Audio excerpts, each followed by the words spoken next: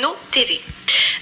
On va commencer cette émission en abordant tout d'abord la situation économique de l'Inde au retour du voyage présidentiel. Qu'est-ce qu'on peut en dire, Nicolas ? L'Inde est aujourd'hui dans une phase assez intéressante d'un point de vue économique. La croissance a retrouvé un niveau assez élevé, au-dessus de 7%.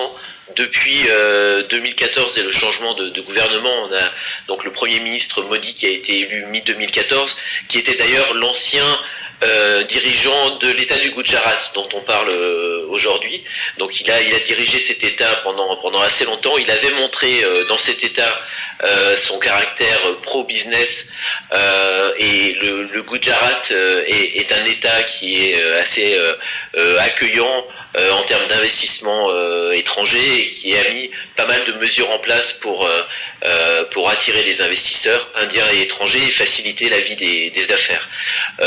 L'Inde est donc aujourd'hui dans une phase de manière globale qui est positive. Il y a eu quelques soubresauts l'année dernière, avec notamment la phase de démonétisation et le retrait de certaines coupures de billets de banque qui a un peu ralenti la croissance. Il y a eu une des très grandes mesures du gouvernement Modi cette année, qui est la mise en place d'un système de TVA harmonisé qui s'appelle la GST.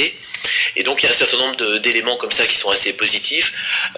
L'autre élément que je voudrais mentionner, c'est les améliorations dans l'ouverture aux investissements étrangers. Progressivement, il y a un certain nombre de secteurs qui sont de plus en plus ouverts en termes de seuil d'investissement. Donc ça, c'est un élément positif. Et au niveau central, c'est un des sujets sur lesquels l'Inde a travaillé. Et probablement l'autre élément aussi, c'est l'amélioration. Et ça, c'est un des gros sujets du gouvernement depuis 2014 sur le ease of doing business, la facilité de faire des affaires. L'Inde était extrêmement mal classée au-delà de la 130e place jusqu'à l'année dernière.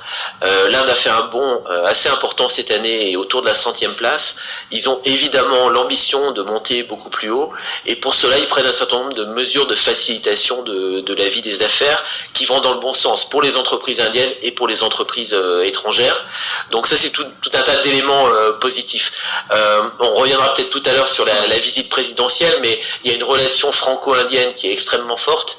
La relation stratégique des deux pays est très bonne, et la relation de nos dirigeants, du Premier ministre Modi et du président Macron, est aussi excellente. Donc aujourd'hui, je dirais que les planètes sont alignées pour qu'il y ait encore davantage d'entreprises françaises qui viennent investir en Inde. Alors justement,